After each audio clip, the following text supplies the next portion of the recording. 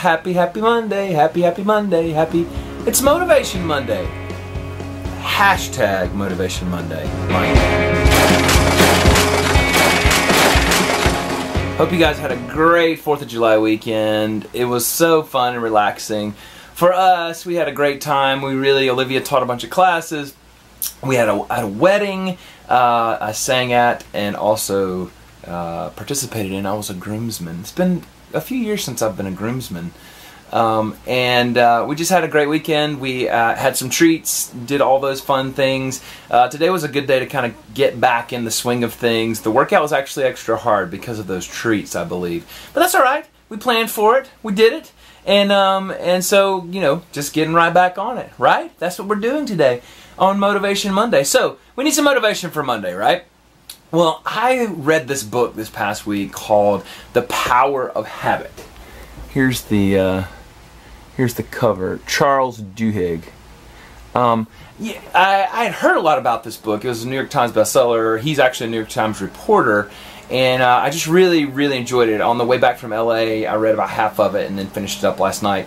But it is really powerful. I highly, highly recommend it.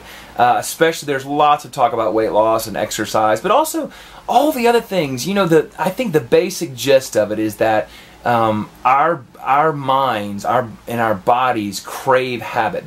They're always trying to form habits so that we don't have to think so hard. And they do all these experiments. So it's a real fun, nerdy book, right? So if you're into those, if you like Malcolm Gladwell and some of those, you know, science-themed books, this is that kind of book. But you know, the idea that our brain is creating neurological patterns and that it's always looking to be more efficient by creating a habit so we don't have to think so hard. So I loved this because it kind of helped me retrace some of my process of losing weight and maintaining it and all those kinds of things. And then it just highlighted all these things I wanted to get better at. I wanted to change. And I'm like, oh my gosh, I can do that. And actually it's really awesome because in the end he has some things. He says, you know, it's not like it's do this and this will happen, but there are ways you can experiment and learn and do this kinds of thing. The basic gist is this, is that our brains, they have a cue, then you have a routine based on the cue, and then you have a reward. So what you have to do if you want to change your habit is you have to change that routine. You have to understand what is cueing you to do that. So say you eat emotionally, which if you have a weight problem, you probably eat emotionally, happy, sad, in between, all that. But what's the cue, right? So you get really stressed out, you get really upset, you have an argument, you do this kind of thing, so you want to go eat, and the routine is you overeat and or even binge on something. And then the reward is the feeling you get from that it takes some of the pressure off, it takes some of the anxiety away. So I give you an example. So that's if you struggle with weight.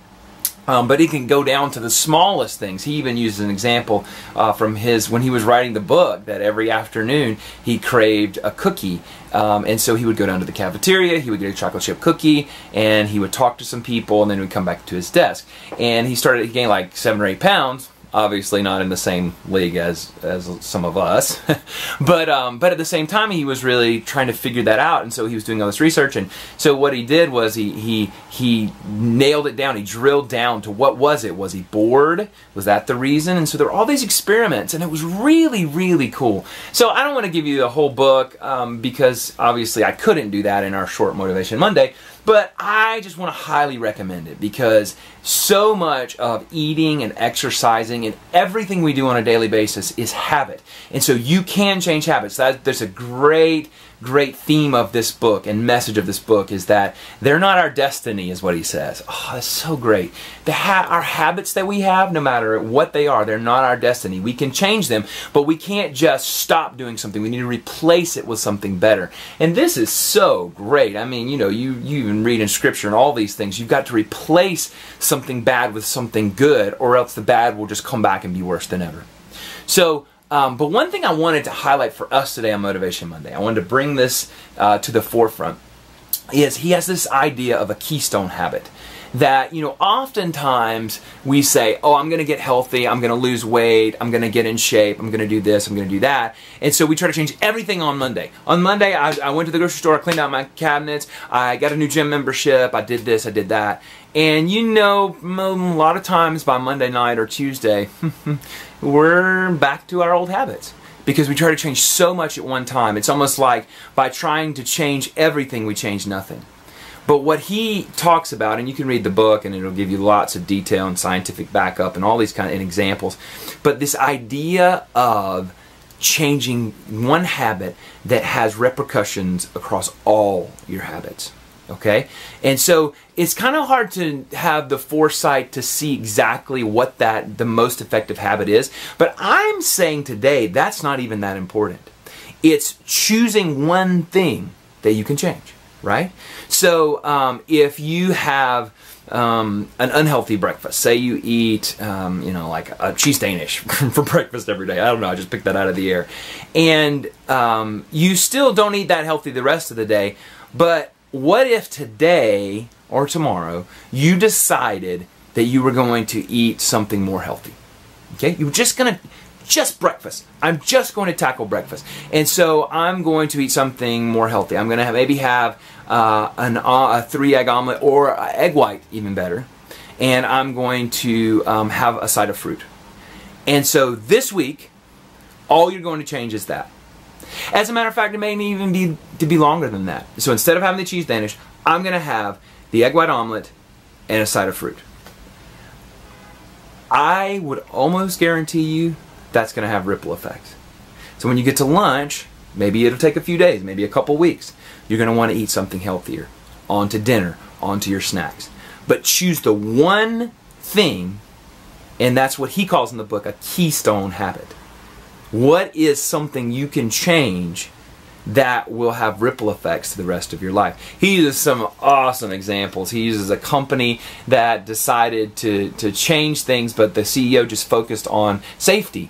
And what people didn't realize, they were like, safety? What are you talking about? We just wanted, we want our profits to go higher, shareholders. And what happened is, as he focused on safety, it got everybody on board, unions, the management, all of this. But you had to think about being more efficient, because you didn't want bad things to happen. You didn't want dangerous things to happen. So let's think about our process. Let's go through it. Let's see what we could do better, because we need to be safer. Well, in turn, when you get more efficient, you produce more. So there's all these great examples. And I just want to encourage you today, Motivation Monday, pick one thing in your life, no matter what it is. So say you're in maintenance. I'm in maintenance for losing weight. So I've got some other things that I really want to tackle. And so I want to just think about it this week. And I'm going to think, what is one thing I could change that have repercussions about that? I'm notoriously bad about email. So while I was reading this book, I was really inspired. So over the weekend, I must have had like 3,000 or 4,000 emails. I went through, and I have 0 in my email box. Now, I've done this before, and then it gets back up, and it gets back up, and it gets back up. But this time, I got really serious about it. So I had so many promotions and newsletters and all this. Some of these are good, right? Some of these, I send out newsletters for some of the companies that I work with. And but I've been unsubscribing. Like, I've been on a mass unsubscribe thing, because I have to get control of it. So I'm trying to change my habits in that area. So I'm just taking that one thing, unsubscribing from mailing lists, and I'm hoping and I'm experimenting to see if that's going to affect all my correspondence and all my email. So I'm trying to give it the old go, the old college try, if you will. So I highly recommend the book. Here it is again, The Power of Habit, Charles Duhigg. Go get it, go read it. And let me know if you have read it. Let me know in the comments if you've read it. And if not, let me know if you want to read it. And then also, are there habits that you want to change? And it's something you could share with us. What's one thing you can choose today that you're going to change that is a keystone that will affect so many other things in your life? So I hope you guys have a great week. Let's get it going. Give a thumbs up to this video. Subscribe if you haven't subscribed. Share it with your friends. Favorite it.